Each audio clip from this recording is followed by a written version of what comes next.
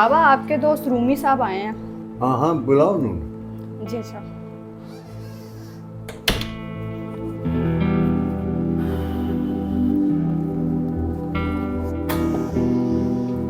अस्सलाम वालेकुम। वालेकुम अस्सलाम जनाब रूमी साहेब। आप आए बाहर आई। यार आदम, फिर इसी कमरे में बंद पड़े हो, कभी बाहर भी निकला करो। लगता है कमरा बिल्कुल कब्र की मानंद है। कब्र कब्र और कमरे में बहुत फर्क होता है यार। कब्र में तो सिर्फ खामोशी होती है और इस कमरे में मेरी यादें बोलती हैं। बचपन की हंसी, जवानी की उम्मीदें और टूटे हुए ख्वाब, ये सब यही तो रहते हैं मेरे साथ। लेकिन आदम, जब से तुम इस उम्र तक पहुंचे हो, तुमने खुद को महदूद कर लिया है।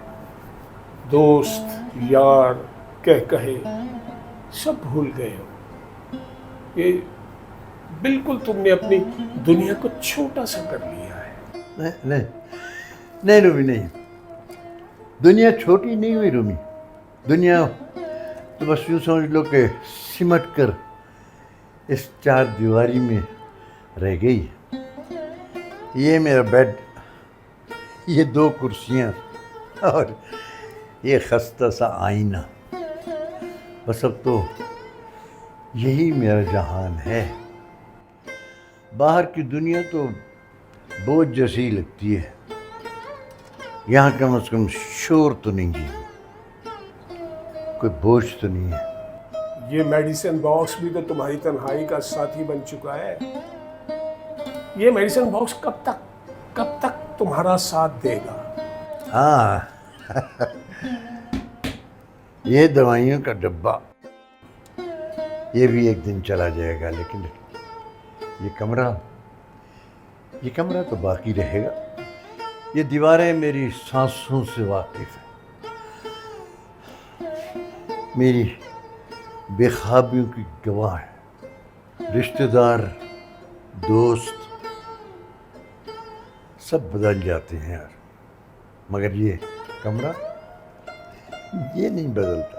आदम, कभी कभी मुझे बहुत डर लगता है कि तुम इस कमरे के असीर न बन जाओ, तो ये कमरा तुम्हें जीने से रोक न दे।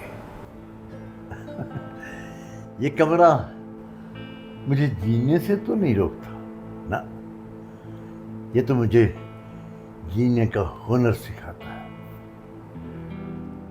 बाहर तो इंसान हजारों चेहरों के साथ जीता है, और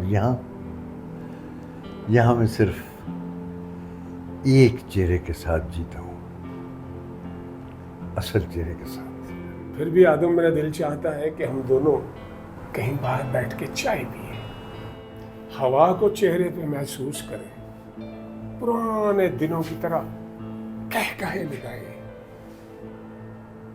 कहे तो अब भी लग जाते हैं रूमी, मगर आहिस्ता आहिस्ता दिल के अंदर।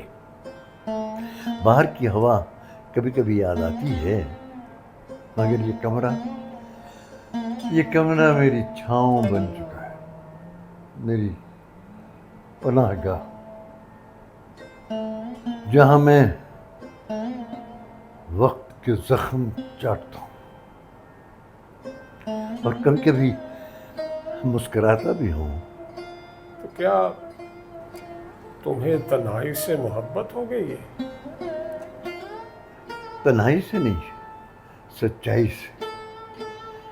तन्हाई ने तो मुझे मेरा असल चेहरा दिखाया। मुझे ये आईना मेरा दोस्त है। जितना ये टूटा फूटा है ना, ये उतना ही तो सच्चा है। कमरे कब्र नहीं होते रूमी, ये तो वो जगह है जहाँ इंसान सच बोलना सीखता है और शायद थोड़ा सा जीना भी। भूली हुई यादों मुझे इतना ना सताओ,